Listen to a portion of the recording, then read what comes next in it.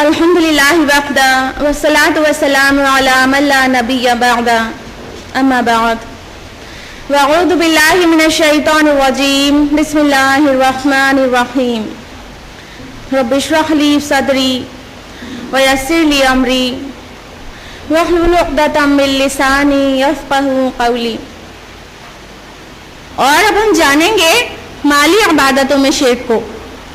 کئی عبادتیں ایسی ہوتی ہیں جو اپنے مال سے کرنا ہوتا ہے اور وہ بھی صرف اللہ کے لیے ہونا چاہیے. اس میں سے ایک ہے نظر و نیاز. نظر منت ماننا, نیاز چڑھاوا چڑھانا. تو منت صرف اللہ سے ماننی چاہیے اور چڑھاوا صرف اللہ کے نام کا ہونا چاہیے, کیونکہ یہ عبادت ہے. یاد رکھیے گا, نظر و نیاز عبادت ہے, مالی عبادت کا حصہ ہے. غور سے سنیے, اللہ تعالیٰ نے فرمایا اپنے کلام قرآن مجید میں لکھا ہوا ہے 4 مقامات پر. سورہ بقرہ سورہ نمبر 2 آیت نمبر 173, سورہ مائدہ سورہ نمبر 5 آیت نمبر 3, سورہ انعام سورہ نمبر 6 آیت نمبر 145, سورہ نحل سورہ نمبر 16 آیت نمبر 115. حرمت علیکم المیتۃ والدم ولحم الخنزیر وما اہل لغیر اللہ بہ. آپ پر حرام کیا گیا مردہ گوشت, خون, سور کا گوشت اور وہ کھانا جس پر اللہ کے علاوہ کسی اور کا نام پکارا گیا ہو.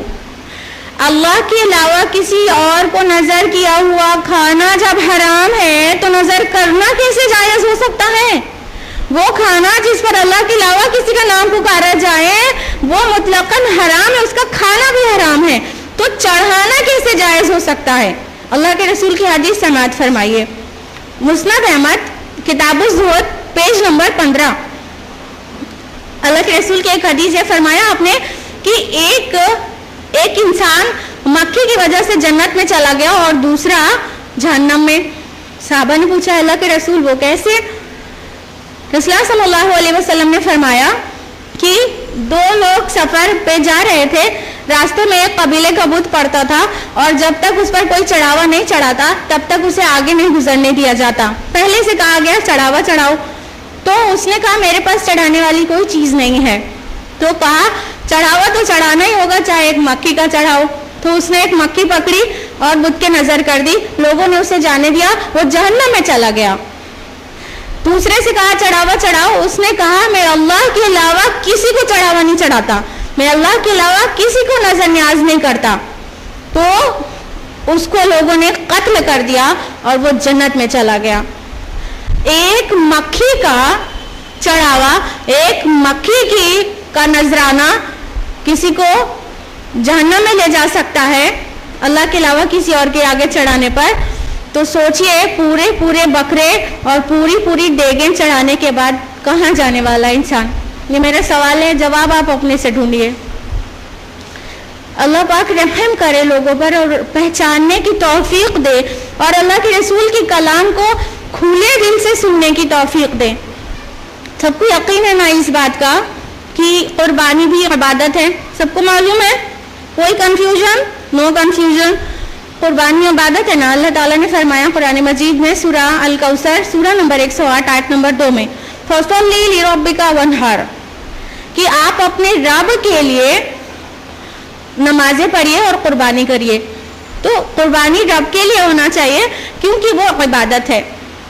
لیکن ہمیں اور آپ کو سب کو پتا ہے, راستے سے جب گزر ہوتا ہے کہیں تو مزاروں کے باہر تختی لگی رہتی ہے, اس پہ لکھا رہتا ہے کہ قربانی کے لیے بکرا یہاں جمع کریں.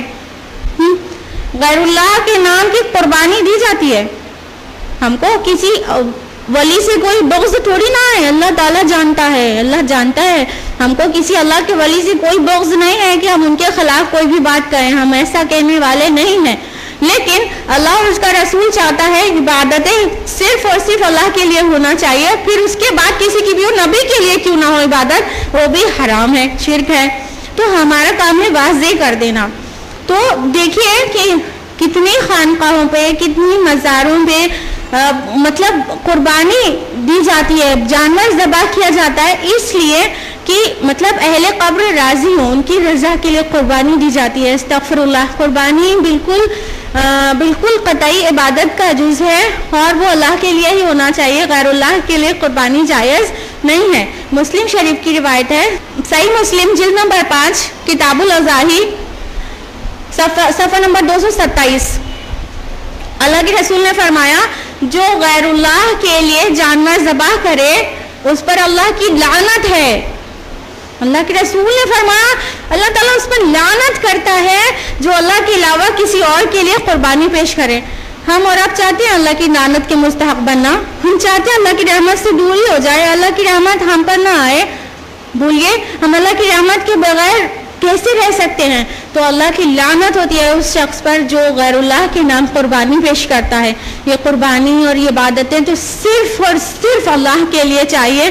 اللہ تعالیٰ نے واضح کیا قرآن مجید میں سورہ انعام سورہ نمبر 6 آیت نمبر 162 میں فرمایا قل ان صلاتی ونسکی ومحیای ومماتی للہ رب العالمین. کہو کہ بالیقین میری ساری نمازیں, میری عبادت و قربانیاں, میرا جینا اور میرا مرنا اللہ کے لیے ہے جو تمام جہانوں کا پروردگار ہے. تو یہ قربانی اللہ کے لیے ہونا چاہیے, وہی تمام جہان کو پیدا کرنے والا پالنے والا ہے, اس کا حق بنتا ہے کہ ہم اسے قربانی پیش کریں اس کی رضا کے لیے. السلام علیکم ورحمۃ اللہ وبرکاتہ.